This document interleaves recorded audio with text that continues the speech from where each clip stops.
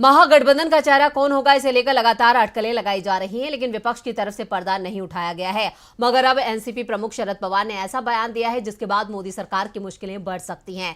साथ ही राहुल गांधी की ताकत को भी बल मिलेगा। तो क्या कहा शरद पवार ने राहुल गांधी की तारीफ में, देखते हैं ये रिपोर्ट। लोकसभा चुनाव से पहले महागठबंधन को लेकर अटकलें लगाई जा रही थी, लेकिन उसे अमली जामा पहना दिया गया।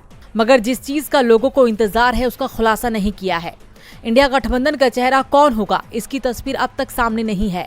इस पर संशय के बीच रेस में ममता बनर्जी और नीतीश कुमार तक का नाम आगे चल रहा है, लेकिन शरद पवार ने राहुल गांधी की तारीफ कर अब उनके नाम पर भी अटकलों को तेज कर दिया है। एनसीपी के प्रमुख शरद पवार ने कहा कि कांग्रेस की भारत जोड़ो यात्रा के बाद पार्टी के वरिष्ठ नेता राहुल गांधी को गंभीरता से लिया जा रहा है और वो भविष्य में देश का नेतृत्व करेंगे।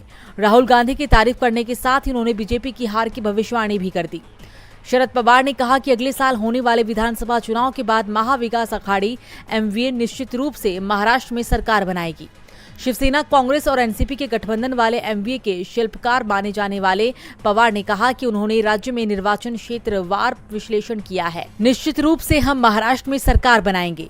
पिछले चुनाव में हमें यहाँ केवल 4 सीटें मिली थी। 50% सीटें जीत जाएं, लेकिन इस बार अगर हम कम से कम 50% सीटें जीत जाएं तो मुझे आश्चर्य नहीं होगा। तो वहीं विपक्षी नेताओं पर प्रवर्तन निदेशालय की ओर से की गई छापेमारी के बारे में बोलते हुए शरद पवार ने दावा किया कि केंद्रीय एजेंसियों की कार्रवाई बीजेपी के खिलाफ 2024 का लोकसभा चुनाव लड़ने के लिए विपक्षी दलों को एकजुट करेगी। शरद पवार के इस हुंकार से साफ है कि वो बीजेपी के खिलाफ हैं। वहीं उन्होंने राहुल गांधी की तारीफ कर ये भी संकेत दे दिए हैं कि महागठबंधन के चेहरे के तौर पर कांग्रेस सांसद भी उभर सकते हैं। खैर, ये तो आने वाला वक्त ही बताएगा कि किस दिग्गज के नाम पर मुहर लगती है।